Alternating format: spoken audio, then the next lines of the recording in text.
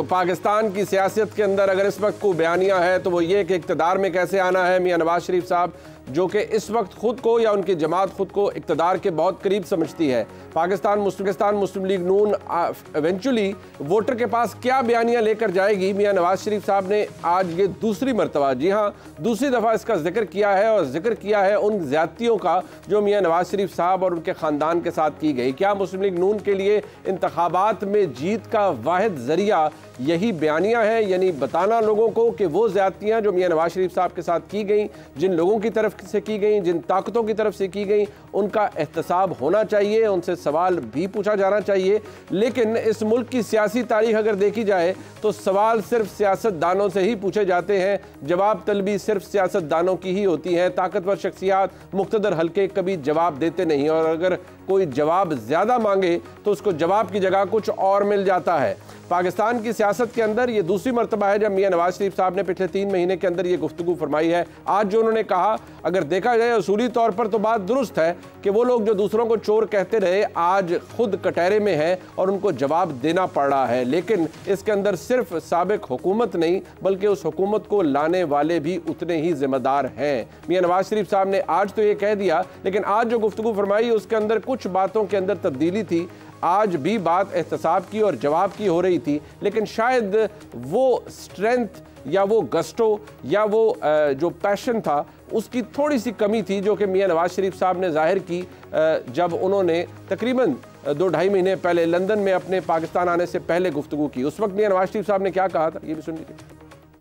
ये इन हालात से दो चार करने वाले मुल्क को और हम सब को, कौम को, वो कौन है? कभी उनका एहतसाब होगा या नहीं होगा? शक्लें हमारे सामने हैं, वो चेहरे हमारे सामने हैं, लेकिन हमारा सिस्टम क्या इस काबिल है कि उन लोगों का भी एहतसाब करे? मेरा और आपका तो 1 मिनट में एहतसाब होता है। 4 जज बैठ के तो करोड़ों लोगों के मैंडेट वाले वजीर आज़म को चलता करते हैं। और कौन पीछे उनके? उसके पीछे जनरल बाजवा और जनरल फैज है, आलाकार साकिर निसार है, होसा है, वो पनामा वाला बेंच है, इजाजुल हसन है, और जिन्होंने इस मुल्क के साथ ये किया है वो पाकिस्तान के सबसे बड़े मुजरिम है। और ये लोग जिन्होंने मुल्क को यहाँ तक पहुंचाया है ये कैफरे किरदार तक पहुंचेंगे, ये बिल्कुल पहुंचेंगे। इन लोगों को स्पेयर करना जो है ना वो बिल्कुल बड़ा जुल्म होगा। ये लोग काबिले माफी नहीं है। ये लोग काबिले माफ़ी नहीं, इन लोगों को स्पेयर करना बहुत बड़ा जुल्म होगा। ये वो गुफ्तगू है जिसके बाद शहबाज शरीफ साहब जिन्होंने खुद फरमाया कि वो दौड़े दौड़े जहाज़ पर वापस लंदन चले गए अपने 2 दिन के बाद ही, क्योंकि इसके बाद जो शॉक वेव्स आई उन्होंने पाकिस्तान मुस्लिम लीग नून को हैरान और परेशान दोनों कर दिया। इसके बाद मियां नवाज शरीफ साहब से खाकसार की मुलाकात भी हुई, जिसके बाद मैंने ये नतीजा निकाला कि मियां नवाज शरीफ साहब जहां 2017 में खड़े थे अब भी वहीं पर हैं और ख़ुद पर हुई तमाम तर ज़्यादतियों का हिसाब चाहते हैं और जवाब भी मांग रहे हैं। पाकिस्तान की सियासत में यही नहीं और भी बहुत कुछ हो रहा है, जहाँ जनाब इमरान खान जो कि इस वक्त पाबंद सलासिल में है, पार्टी चेयरमैनशिप उनसे जा चुकी है, जमात उनकी और जो नज़र आती है वो ग्राउंड पर बड़ी मजबूत है, लेकिन नए चेयरमैन की मौजूदगी के बावजूद पाकिस्तान तहरीक इंसाफ क्या इलेक्शन के अंदर कुछ कर पाएगी, क्या उन पर हाथ हौला हो पाएगा, ये तमाम गुफ्तगू जानते हैं और इसके हवाले से एक बड़ा ज़बरदस्त तज्ज़ीने की कोशिश करेंगे। मेरे साथ मौजूद है मेरे उस्ताद जनाब सोहेल वड़ैत साहब, मुल्क के मुमताज़ सहाफ़ी हैं और अगर आप उनके कॉलम्स फॉलो कर रहे हैं तो पिछले कुछ दिनों से उन्होंने बड़े बेहतरीन कॉलम्स लिखे हैं और पाकिस्तान की सियासत के अंदर जो क्रूड रियलिटी है उसको भी हमारे सामने रखा है। वड़ैत साहब बहुत शुक्रिया आपका। सबसे पहले ये फरमाइएगा, अब अगर मैं मियां नवाज शरीफ साहब से ही शुरू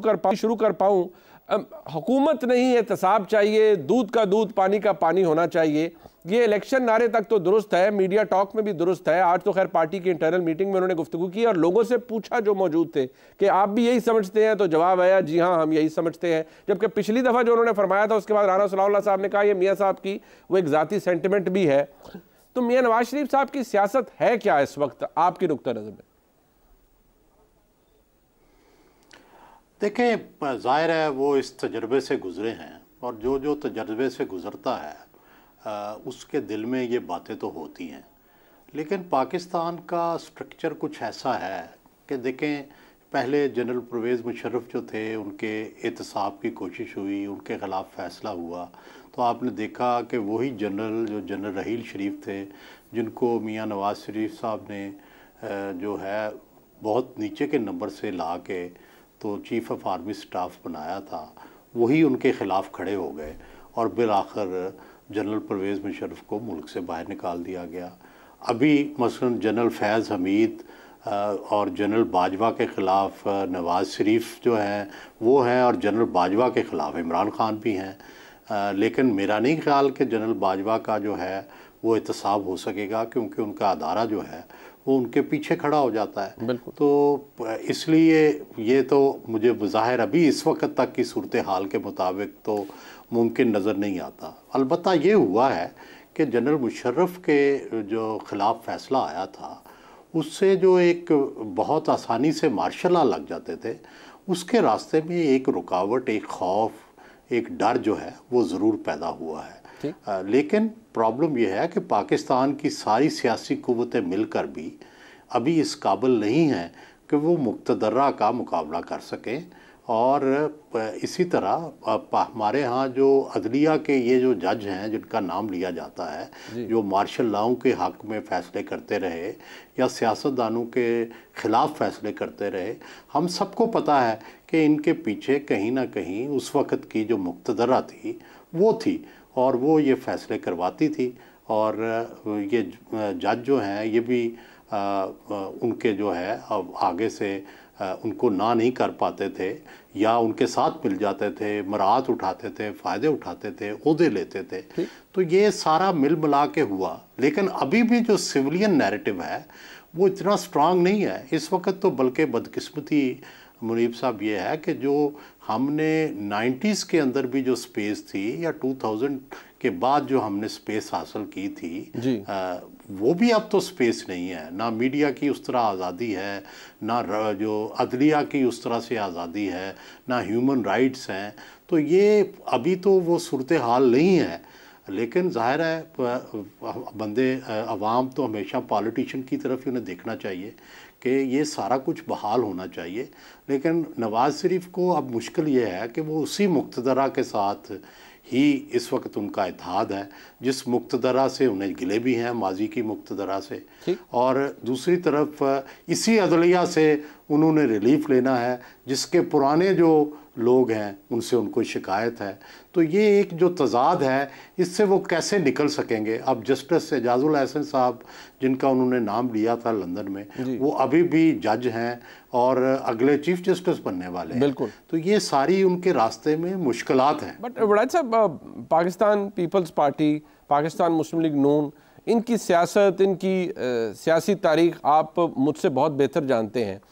कहा यह जाता है, इस पर मुझे आपका ओपिनियन चाहिए, कि जो इमरान खान साहब ने किया पिछले 1.25 साल के अंदर, that was out of the ordinary. वो बड़ा गैर मामूली था और नाकाबिले बर्दाश्त था, नाकाबिले फ़हम था। और फिर उसकी मैनिफेस्टेशन पिछले साल के आखिर में और फिर 9 मई को जिस तरह से हुई, ये ऐसी जगह है जहां इसे कहा जाता है कि ये पॉइंट ऑफ नो रिटर्न है और इससे कुछ फिर दुरुस्तगी इसकी हो नहीं सकती। जमात के लिए शायद हो जाए, इमरान खान साहब की ज़ात के लिए नहीं हो सकती। इसके ऊपर ज़रा रिफ्लेक्ट कीजिएगा, आपको क्या लगता है कि इमरान खान साहब ने कोई बहुत अनोखा जुर्म कर दिया है जिससे उनकी माफ़ी नहीं हो सकती? नहीं, देखिए, दुनिया में हर जो शख्स है ना वो डिफरेंट होता है। जो नून लीग है इसने भी अपने तजर्बात से सीखा है कि हमारी लिमिट्स क्या हैं। पीपल्स पार्टी ने भी अपनी तजर्बात से सीखा। आप देखें, जो पीपल्स पार्टी की जो पहली मूवमेंट थी, जो भुट्टो साहब की फांसी से पहले और बाद में हुई, उसमें लोगों ने आग लगाई अपने आप को। उस ज़माने में जो है लोगों ने कोड़े खाए, शाही किले गए।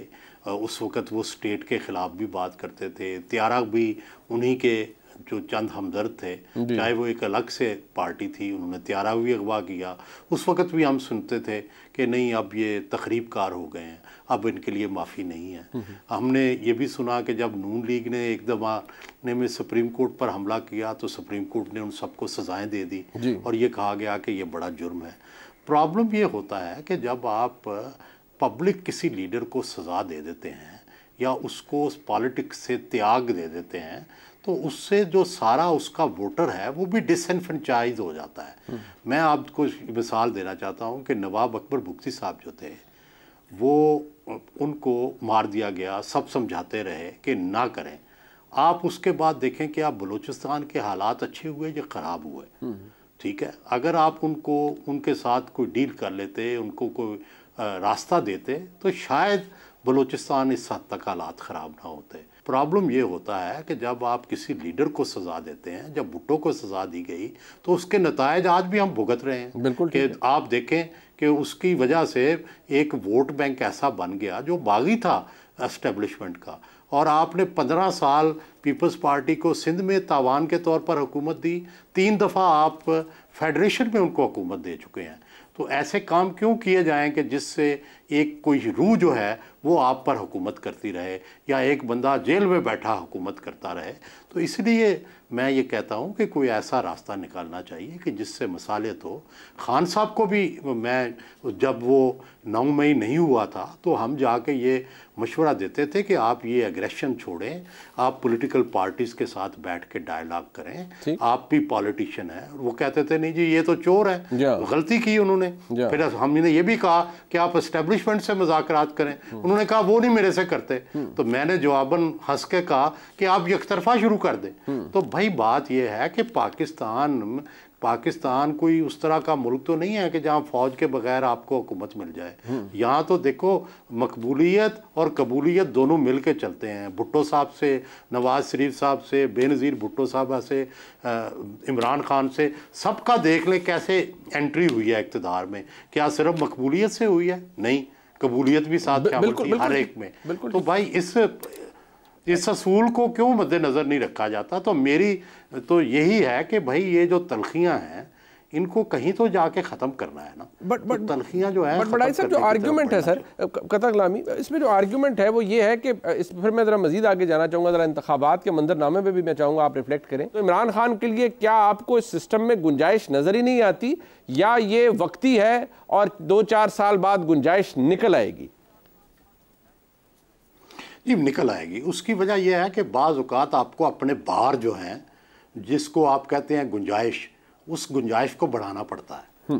बाज़ औक़ात इसी तरह जिस तरह हम खान साहब को ये कह रहे हैं कि भाई आप भी अपने सुलह पसंद लोगों को आगे लाएं। वो लोग जो उनकी तो पार्टी सारी प्रो एस्टेब्लिशमेंट पार्टी है, उनका तो आज भी बयानियाँ जो ये है कि मैं फ़ौज के साथ मिलकर हुकूमत करूँगा। ना उनकी फ़ॉरेन पॉलिसी पे कोई फ़ौज से इख्तलाफ है, ना उनका कोई दाखिला पॉलिसी पे इख्तलाफ है, ना उनका मीडिया पॉलिसी पे कोई इख्तलाफ है। वो तो फ़ौज के साथ मिलकर मीडिया पॉलिसी चलाते रहे। वो तो जो है ना उनका ह्यूमन राइट्स के ऊपर कोई इख्तलाफ है, ना बलूचिस्तान की पॉलिसी पे उन्होंने कोई इख्तलाफ किया, ना इंडिया के साथ फ़ॉरेन पॉलिसी पे इख्तलाफ किया, ना अफ़गानिस्तान पे इख्तलाफ किया। तो यही इख्तलाफात होते हैं ना सियासतदानों के। ये तो उनका कोई इख्तलाफ नहीं, उनके तो पर्सनल इख्तलाफात हैं दो बंदों से।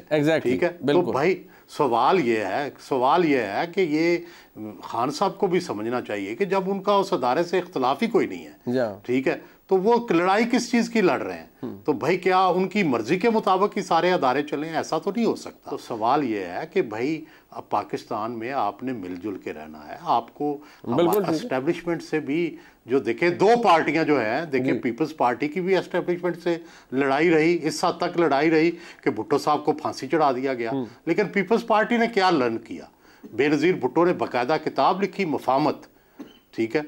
बेनज़ीर भुट्टो जो थी वो हमेशा मफामत की बात करती रहीं, चार्टर ऑफ डेमोक्रेसी पे आई।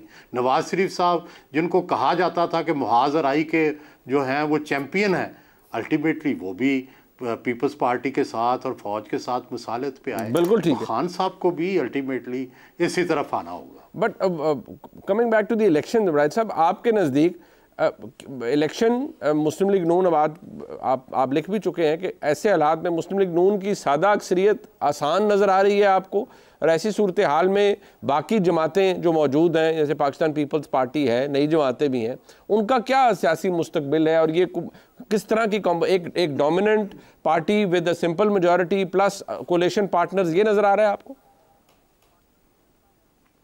देखिए 2 सिनेरियो डिस्कस हो रहे हैं।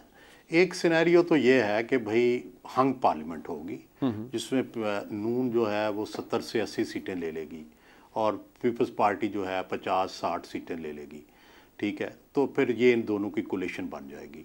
लेकिन अगर जाहिर है जिस तरह से हालात पंजाब के जा रहे हैं, मुझे ये लग रहा है, मैंने आज लिखा भी है कि अगर दवाई ज़्यादा डल गई तो फिर नून को पंजाब में वॉक ओवर होगा, और वॉक ओवर हो गया तो जाहिर है उनकी फिर सिंपल मेजॉरिटी बन जाएगी। फिर वो क्यों पीपल्स पार्टी के साथ हुकूमत बनाना चाहेंगे, वो चाहेंगे कि हम फ्रीडम से करें। लेकिन बहरहाल मुक़्तदरा की ख्वाहिश यही है कि नून को भी अनब्राइडल्ड पावर ना मिले और एक जो चेक्स रहें। और सिंध के अंदर तो पीपल्स पार्टी अपनी पोजीशन बेहतर कर चुकी है। जो उसका मुक़्तदरा के साथ भी थोड़े बहुत प्रॉब्लम थे, मुझे लगता है वो भी उन्होंने रिज़ॉल्व कर लिए हैं और वो कराची से भी 8 से 10 सीटें ले सकते हैं और बाकी सिंध में उन्हें बिल्कुल कोई रेजिस्टेंस नहीं नज़र आ रही। तो इसी तरह पंजाब में तहरीक इंसाफ अभी पता ही नहीं है कि उसका कौन कैंडिडेट होगा। तो हाँ, लेकिन एक 10% जो मैं अपने कालमों में भी लिख रहा हूँ और मैं इसका इजहार भी कर रहा हूँ कि देखें पीटीआई का खामोश वोटर तो मौजूद है, बिल्कुल जो 9 मई के बाद डरा हुआ है, सहमा हुआ है, शहरों में बहुत ज़्यादा मौजूद है। तो इस चीज़ का एक खदशा मौजूद है कि इलेक्शन वाले दिन वो निकले और जो जिन रिज़ल्ट्स की हम तवक्को कर रहे हैं उनसे बिल्कुल उलट रिजल्ट जो है वो आ जाए। बड़ाई साहब, टुवर्ड्स द एंड ये दवाई का आपने जिक्र किया, तो दवाई की ओवरडोज भी हो जाती है ना, कई दफ़ा ओवरडोज हो जाए तो उसके साइड इफ़ेक्ट्स बड़े होते हैं। तो ये आपको ओवरडोज भी नज़र आ रही है होते हुए कि हो सकता है ना ओवरडोज भी हो जाए, कोई ज़्यादा ड्रिप लग जाए, लंबी लग जाए, बड़ी वाली ड्रिप लग जाए? देखें, अभी जो मेरा ख्याल है कि इस बारे में अभी फैसले जो है ना फाइनल नहीं हुए। अच्छा, कि भाई ये खाका जो है अल्टीमेटली क्या बनना है। और जाहिर है जब ये इलेक्शन कैंपेन शुरू होगी तो फिर एक नई सूरत हाल बनेगी। पिछला जो इलेक्शन था उसमें हमने ये देखा था कि 2018 जब शुरू हुआ तो ऐसे लगता था कि मोज़म्बिक नून अनबीटेबल है। लेकिन जब फिर अदारों ने काम शुरू किया MNAs पर, नीचे MPAs पर, तो इलेक्शन से कोई 1 महीना पहले, 20 दिन पहले अदारों की ये रिपोर्ट आ गई थी कि इतनी सीटें 126 सीटें जो हैं वो PTI की हो जाएंगी और वो वाकई ऐसे हुआ था। तो अभी तो ये देखें ना, ये काम शुरू है, अभी ये काम ख़त्मी शक्ल इसको नहीं दी गई कि कौन किसके मुकाबले होगा, कौन से कैंडिडेट होंगे। नून के तो आलमोस्ट क्लियर हैं, तहरीक इंसाफ जो है वो क्यों किसको खड़ा करेगी, खड़े कर सकेगी, नहीं खड़ा कर सकेगी, खंबे होंगे या वाकई कोई जो वोटों वाले वोट होंगे, लोग होंगे। तो ये सारी चीज़ें जब तक क्लियर नहीं होती, इंतखाबी खाका भी ज़ाहिर है क्लियर नहीं हो सकता। अच्छा वैद साहब, मुझे पता है ये वर्क इन प्रोग्रेस है, अब इख्तिसार से फरमाइएगा। आपने भी जिक्र किया था जितनी सिविलियन स्पेस एरोड हो चुकी है, नोइंग मियां नवाज शरीफ साहब अगर इलेक्शन जीत कर वो इक़्तिदार में आते हैं, वज़ीर आज़म बन जाते हैं, कितना मुश्किल होगा उनके लिए उस लिमिटेड स्पेस में काम करना बतौर वज़ीर आज़म? बहुत मुश्किल होगा, क्योंकि मियां नवाज शरीफ साहब जो हैं वो तो बहुत उन्होंने स्पेस देखी हुई है। तो अब जबकि इमरान खान के बाद और निगरानों के बाद वो स्पेस इतनी कम है कि मियां नवाज शरीफ को सबसे बड़ी डिफ़िकल्टी ही ये पेश आएगी। अगरचे उनको मुक़्तदरा की तरफ से शुरू में ज़रूर हमायत हासिल होगी, लेकिन इसमें वो कितनी स्पेस जो है वो हासिल कर सकते हैं, इस पे बहुत बड़ा सवालिया निशान